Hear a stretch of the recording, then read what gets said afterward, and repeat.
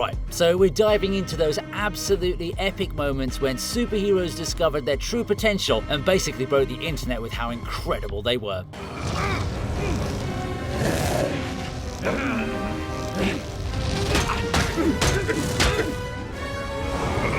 Alright, so this scene is absolutely mental because Johnny Storm gains the ability to swap powers with his teammates after getting zapped by the Silver Surfer, and by the film's climax, he's worked out how to absorb all their powers simultaneously. Chris Evans' Human Torch becomes this unstoppable force, combining Mr. Fantastic's stretching, Invisible Woman's force fields, the Thing's strength, and his own flames all at once. The visual of him cycling through all four powers whilst fighting Doctor Doom is genuinely spectacular. What makes this brilliant is how the teams learn to trust Johnny completely after him being the Joker of the group throughout both films. He shifts between different states as he uses each power. Rocky orange for Ben's strength, translucent for Sue's invisibility, stretchy for Reed's elasticity. It's not just about individual strength, it's about how their powers complement each other perfectly. The fight choreography shows Johnny struggling to maintain control of all four abilities at once, which adds some proper tension. When he finally manages to coordinate everything and knock Doom into the harbour, you realise the Fantastic Four's true power isn't in their individual abilities, but in how they work as a family unit. The scene brilliantly pays off the film's theme about teamwork and trust.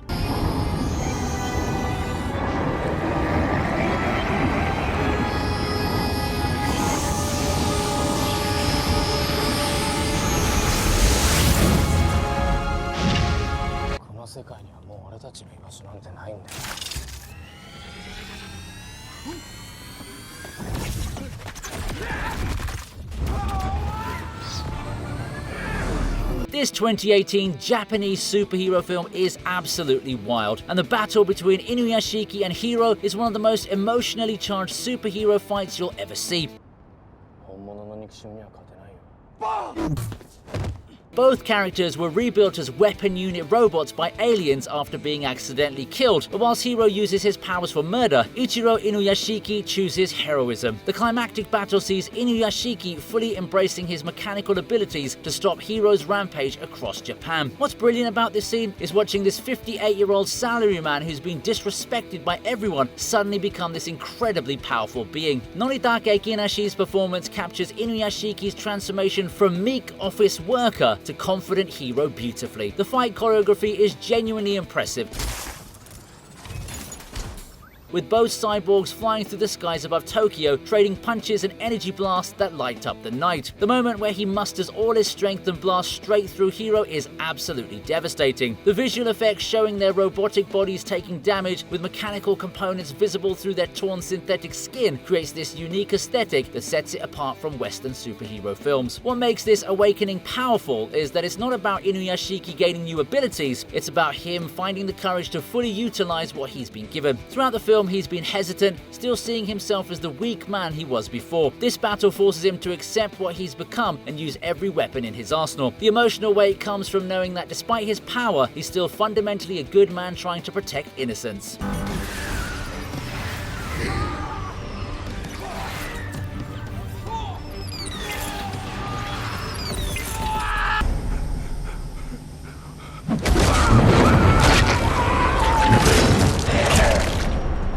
Okay, so Morbius might have got absolutely memed to death, but you can't deny that Michael Morbius' first transformation scene on the cargo ship is genuinely creepy and visually impressive. Jared Leto's Dr. Michael Morbius has spent his entire life battling a rare blood disease, and when he injects himself with experimental bat DNA-infused serum, the transformation is immediate and terrifying. The scene brilliantly uses the confined space of the ship's hull to create this claustrophobic horror atmosphere. Morbius' body starts convulsing, his veins turning black, and suddenly he's moving with superhuman speed and strength. The visual effects create this unique perspective that makes you feel his heightened senses. What's particularly effective is how the film treats this first transformation as horror rather than heroic. Morbius isn't in control. He's this feral creature driven by bloodlust, attacking the mercenaries on the ship with brutal efficiency. The way he moves is distinctively inhuman, crawling on walls, dropping from ceilings, using echolocation to navigate in complete darkness. The slow motion shots of blood droplets as his enhanced senses pick up every detail, create this visceral quality that sets Morbius apart from typical Marvel origin stories. The transformation gives him superhuman strength, speed,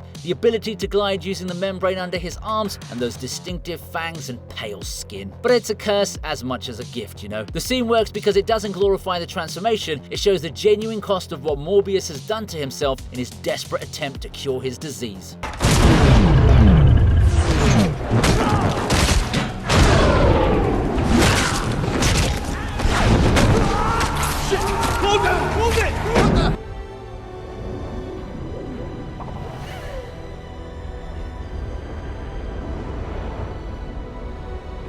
Okay, so the whole concept of Steve taking over another man's body was really messed up, okay? But since we're talking about power awakenings, I only need to mention how Diana awakened her ability to fly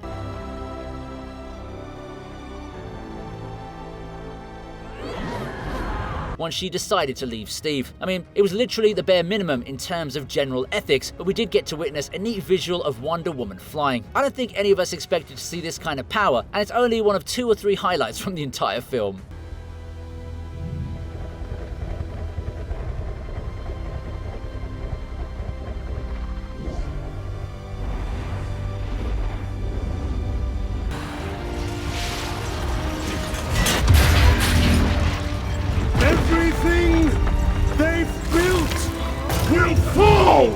This scene is absolutely devastating because it comes right after Eric's lost his wife and daughter, and Apocalypse offers him the power to make the entire world pay. Oscar Isaac's En Sabonur enhances Magneto's already formidable abilities, and watching Eric destroy Auschwitz, the site of so much trauma for his character, is emotionally powerful. Michael Fassbender's performance captures Eric's rage and grief perfectly,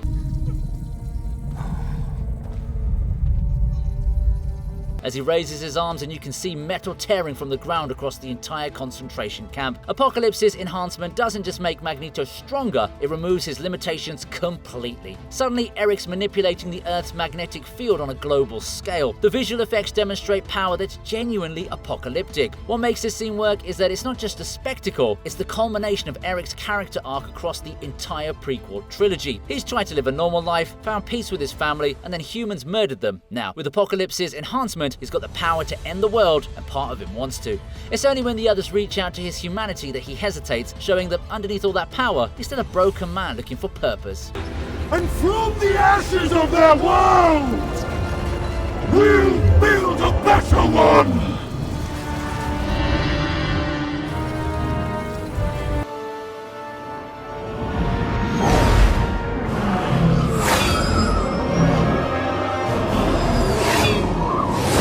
Halle Berry's Storm going absolutely mental to save the X-Jet is one of the most visually spectacular moments in Bryan Singer's X-Men trilogy. After the jet's been damaged by fighter planes, it's plummeting towards the ground with everyone on board facing certain death. This is Storm's proper God mode moment where she stops holding back. Her eyes go completely white, that classic Storm look, and she summons multiple tornadoes simultaneously to fend off the pursuing aircraft. The CGI of the tornadoes forming around the jet demonstrates Storm's incredible control over weather patterns. What makes this scene brilliant is that throughout the first 2 films, Storm has been relatively understated with her powers, using localized weather effects. This is her showing what she's truly capable of when lives are at stake.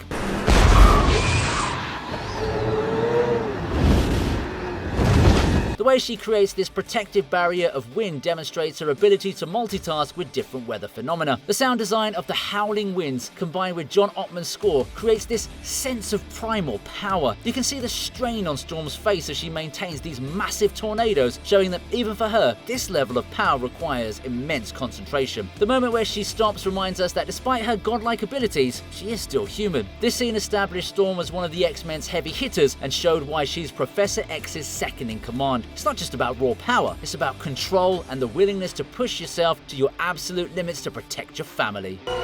There's one more. Jean?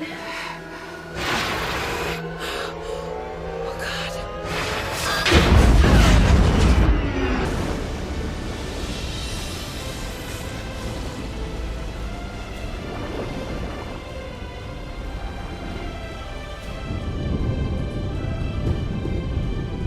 Now, the Last Airbender film gets absolutely slated, and most deservedly too, but the scene where Aang enters the Avatar state to stop a massive tsunami is visually impressive. The Fire Nations attacking the Northern Water Tribe, and when they kill the Moon Spirit, the Waterbenders lose their power completely.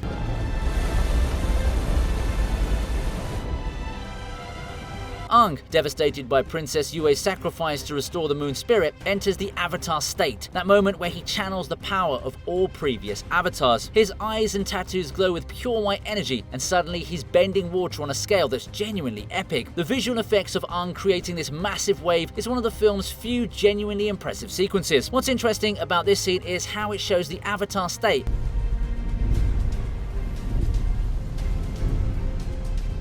as this uncontrollable force. The way he manipulates the ocean itself, creating this enormous water construct that towers over the warships, demonstrates why the Avatars consider the bridge between the human and spirit worlds.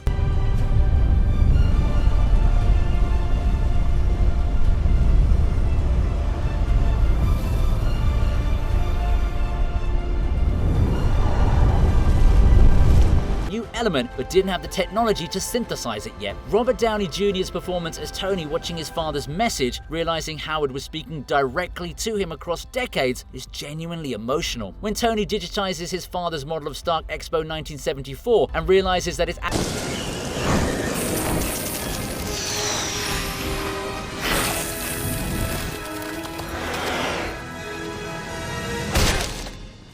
You never should have left. The showdown between Bobby Drake and John Allardyce at Alcatraz is the perfect culmination of their rivalry that's been building across the trilogy. Sean Ashmore's Iceman has spent 3 films being relatively restrained with his powers, mostly just creating ice slides and frost. But when Pyro, his former best mate turned Brotherhood member, confronts him during the final battle, Bobby finally lets loose. What's brilliant about this fight is how personal it is. These were friends at Xavier's school, and now they're on opposite sides of a war. Aaron Stanford's Pyro, who can manipulate but not create fire, is using his flamethrowers to generate massive streams of flame, trying to overwhelm Iceman. The moment where Bobby takes a deep breath, his skin completely transforming into pure organic ice, is genuinely impressive. The visual effects showing him becoming that classic comic book Iceman form, completely crystalline and translucent blue ice from head to toe, finally gives fans what they'd been waiting for. The fight choreography is brilliant too, with Pyro's flames and Iceman's frost clashing in these spectacular bursts of steam. When Bobby renders the flames useless, you see the panic on Pyro's face. Without fire to manipulate, John's powerless, and Bobby just headbutts him, knocking him unconscious. The symbolism is perfect here. Fire and ice, former friends turned enemies, with ice ultimately winning through control and precision rather than raw power. This scene finally showed Iceman's true potential and gave Bobby Drake his hero moment after being somewhat sidelined in previous films. You're in over your head, Bobby. Maybe you should go back to school.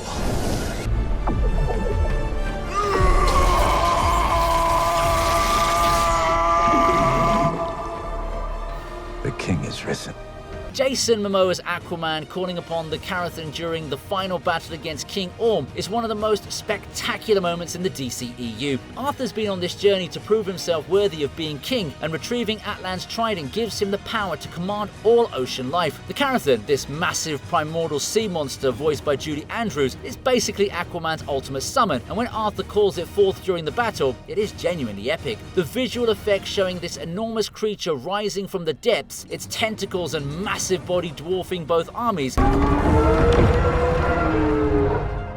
demonstrates the sheer scale James Wan brought to this film. What makes this moment brilliant is that throughout the film, Arthur's been struggling with his identity. I mean, he's not quite human, and he's not quite Atlantean. But when he wields Atlan's trident and commands the Carathan, he's fully embracing his identity as the bridge between both worlds. The scene where the Carathan surfaces, creating massive waves, with Arthur standing triumphantly on its head, trident raised, creates this iconic image that's pure comic book glory. The way all the sea creatures, the sharks, the whales, and even ancient prehistoric monsters respond to Arthur's call and join the battle against Orm's forces showcases the full extent of his powers here.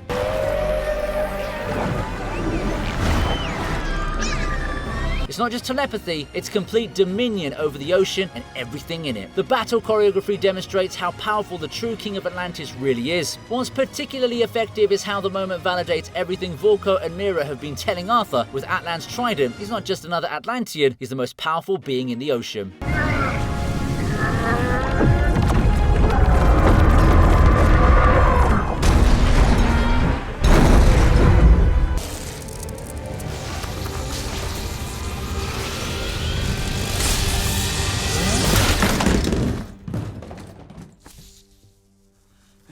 This scene is solid because it's the moment Miles finally accepts that he's Spider-Man. Throughout the film, Miles has been struggling with his powers, unable to control any of it. After watching Peter Parker die and feeling responsible, Miles has been overwhelmed by self-doubt. But when he's tied to a chair and he's about to be canned, something inside Miles just clicks. Shameik Moore's voice performance captures this moment of determination perfectly. The visual effects showing Miles' electric blast building, that electricity crackling across his body, it's absolutely gorgeous. The animation style of Spider-Verse makes this moment feel properly transformative, with the electricity having this comic book texture that looks hand-drawn and digital simultaneously. When Miles unleashes his blast, the explosion of electrical energy destroys his restraint. But what makes this scene truly special is what follows. Miles doesn't just free himself, he finally takes control of his abilities. Then, watching Miles leap off the building, the camera inverting as he swings upwards rather than falls, perfectly captures his transformation from a kid trying to be Spider-Man into actually being Spider-Man. The Blast Awakening represents Miles finding his confidence, but more importantly, it shows him discovering the unique abilities that made him different from Peter Parker. Like, what's up, danger? Like, what's up, danger? Like, what's up, danger?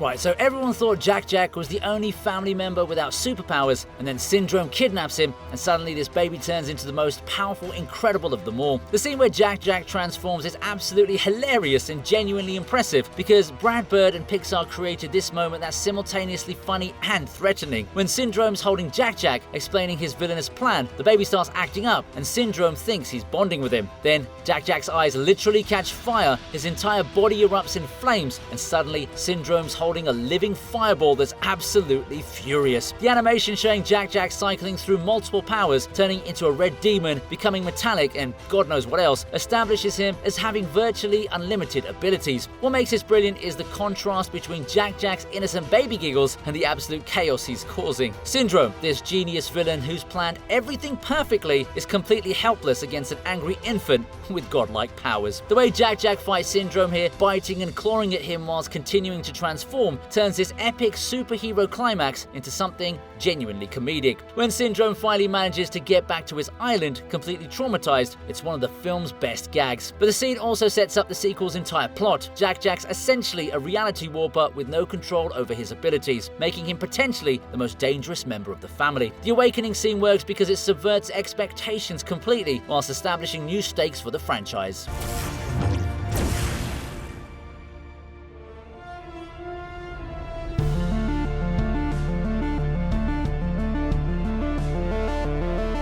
The 2017 Power Rangers filmed the costume change.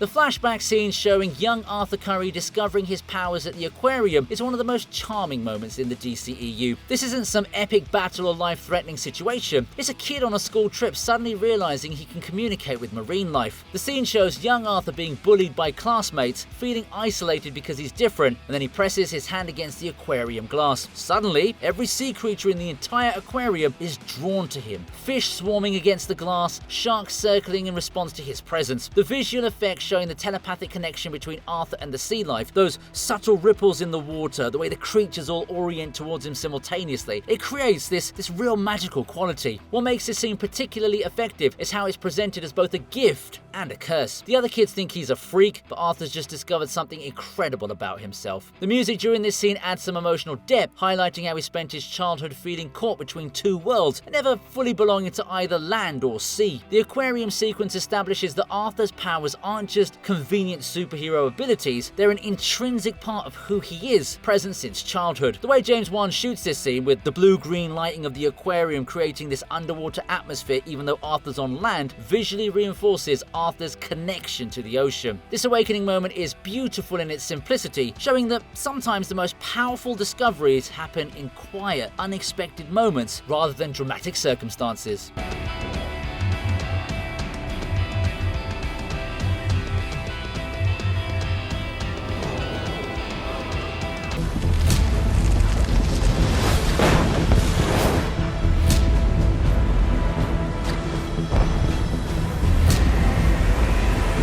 After meeting Jor-El's AI hologram in the Kryptonian scout ship and finally accepting his destiny, Clark emerges from the Arctic wearing the iconic suit. Zack Snyder directs this sequence beautifully. You've got the pristine white landscape, you've got that sunrise, and Hans Zimmer's score building to something epic. What's brilliant is that Clark doesn't instantly know how to fly. He's testing his limits here, making these massive leaps across the Arctic terrain, which is actually a nod to Superman's comic book origins, where he couldn't fly at first, but only jump. You see him launch upwards, crash back down, try again, with each attempt getting better and better. When he finally achieves sustained flight and soars into the clouds, the pure joy on Henry Cavill's face is infectious.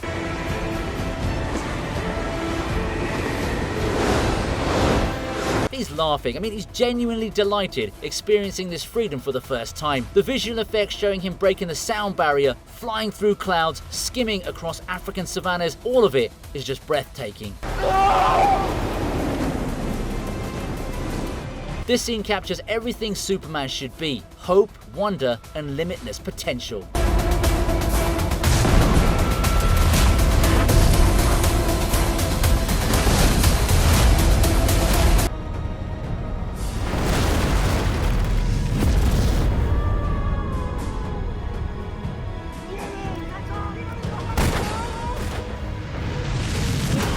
After Steve Trevor's sacrifice, Diana's consumed by grief and rage. Ares tries manipulating these emotions, urging her to kill Dr. Poison and embrace humanity's destruction. But then Diana has this transformative moment.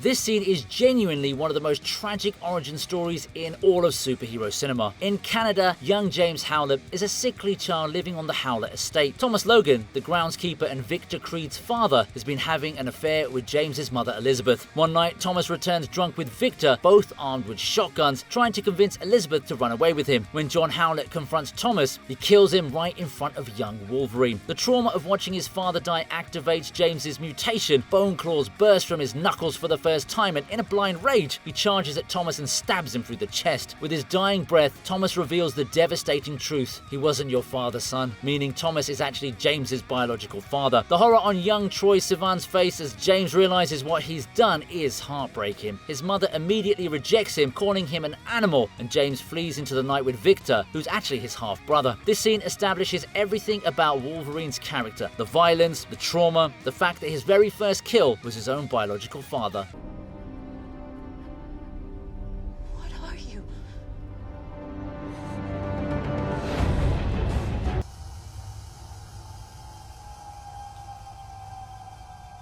Mr. Stark?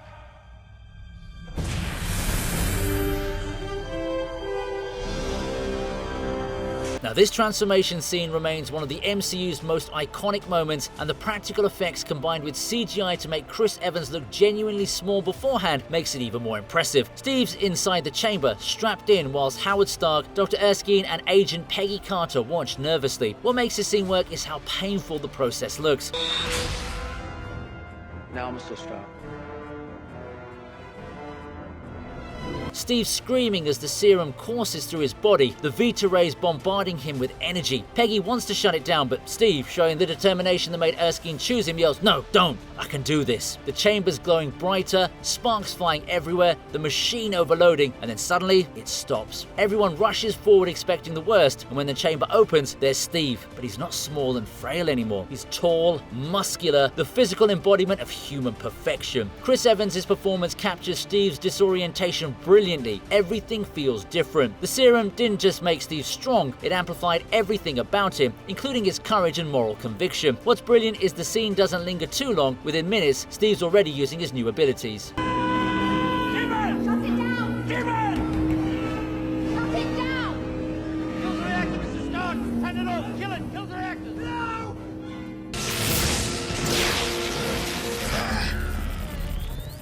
Power at 400% capacity. How about that?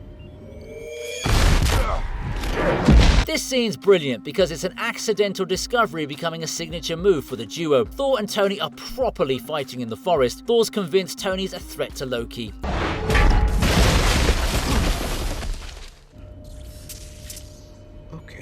Thor channels massive lightning directly at Iron Man's arc reactor. Tony's panicking inside, Jarvis is giving readings, then power level spike to 400% capacity. Tony's genuinely surprised. How about that? The effect showing the arc reactor absorbing Thor's lightning, suit glowing with electrical energy, creates this moment where you realize these powerful beings could be even more dangerous together. What works comedically is neither realized this would happen. Thor tried blasting Tony out the sky and just gave him a massive power boost. Robert Downey Jr.'s delivery right after is perfect. This establishes Thor's lightning as pure energy that can be harnessed. Later in Endgame, that scene shows this combination used tactically,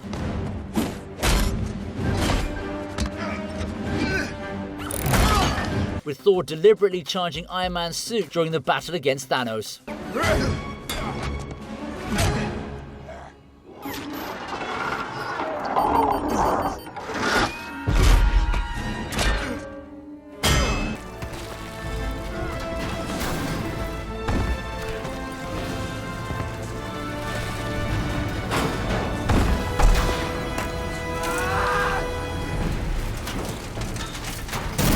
This is Tom Holland's defining Spider-Man moment. After Vulture drops a building on Peter, he's trapped under concrete slabs, his suit's not there, and he's completely alone. This is Peter at his lowest. He's failed, hurt, and he's genuinely terrified here. You hear muffled screams, panic breathing, and a slow realization that nobody's coming. I'm stuck!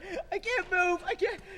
Peter discovers what it means to be Spider-Man. The camera focuses on him and he sees Spider-Man staring right back. Tom Holland's performance is incredible here. Fear turns to determination. Peter remembers Tony's words, "If you're nothing without the suit, then you shouldn't have it." Then the music swells as Peter plants his hands against the rubble, straining his body with everything. His arms are shaking, his voice is breaking, but he keeps pushing. Slowly, impossibly, he lifts the concrete eventually. The metaphor's perfect here, isn't it? Peter's literally lifting responsibility's weight off his shoulders, proving he's Spider-Man not because of Stark technology, but because of who he is inside. When he breaks free, standing triumphant as his mission awaits him, it's a hero truly born.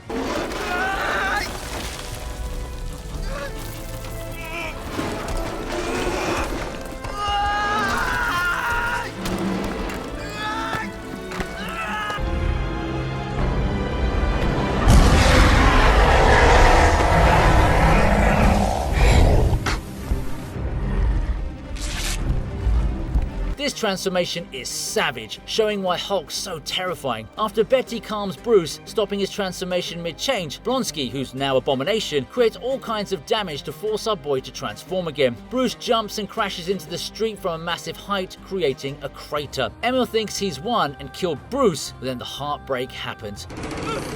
Give me a real fight!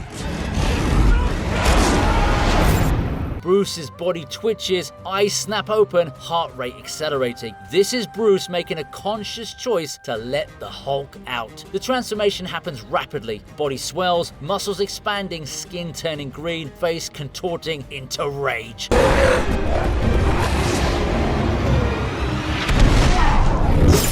Edward Norton captures that final Bruce consciousness moment before Hulk takes over. When Hulk finally forms and roars directly in Abomination's face,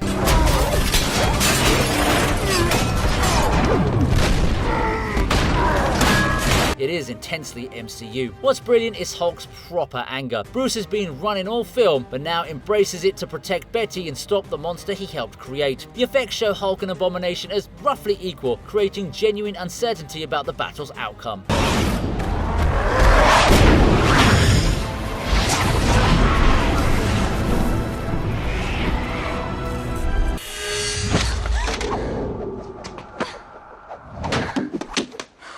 Wow, great reflexes.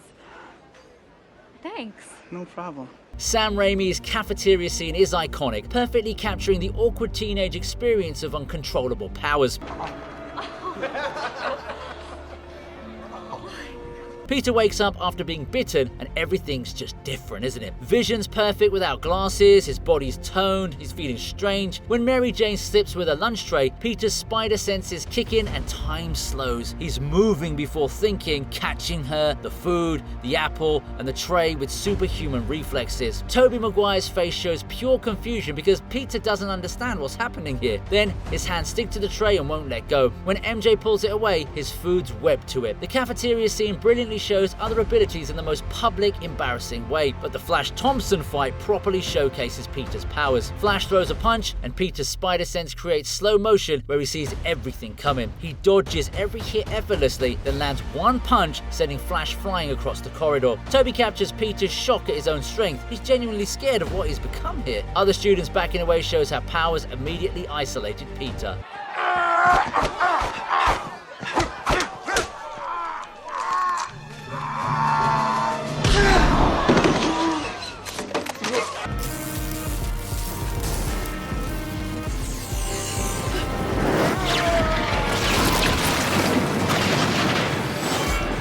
This scene completely redefines Thor's character. Throughout the film, Thor's been battered by Hela, convinced he needs Mjolnir to beat her, but fighting her on the Bifrost, he has an Odin vision. Odin tells him, "You're not the god of hammers." Mjolnir was never the power source. Are you Thor, the god of hammers?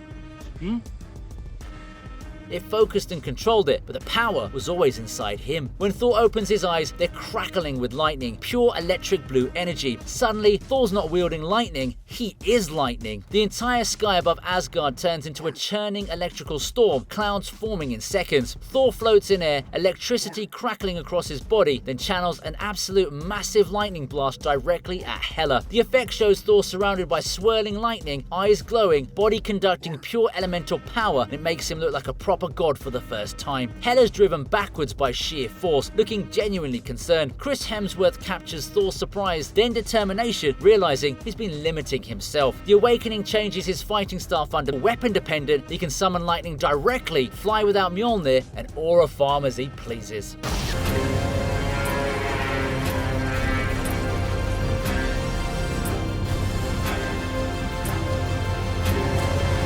This scene showcases the true extent of Barry Allen's powers. After Cyborg's attempted mother box separation fails, causing a massive explosion, everyone dies. Wonder Woman, Aquaman, Cyborg, even Superman dies. Barry's thrown clear, watching helplessly as friends are atomized. But time around him starts slowing, explosion freezing mid-blast. Barry realizes what he must do, run faster than ever, faster than light itself, to reverse time. You see absolute terror on Ezra Miller's face because Barry knows that this could kill him, but he's got no choice.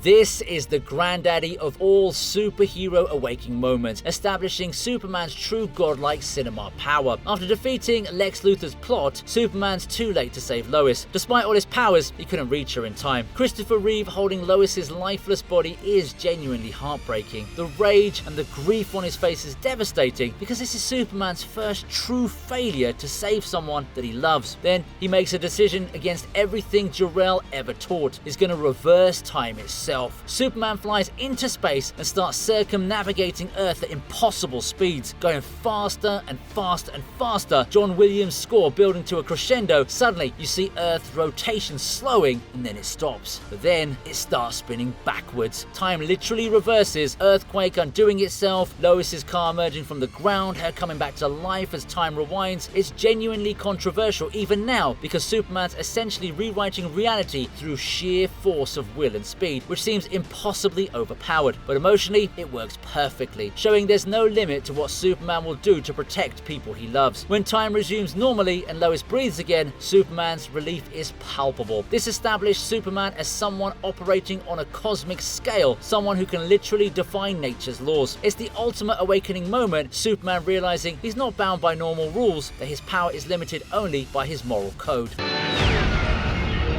is forbidden for you to interfere with human history. It is forbidden. Hope you liked the video. Please subscribe to the TV Regent, and here's another video that I know you're going to enjoy.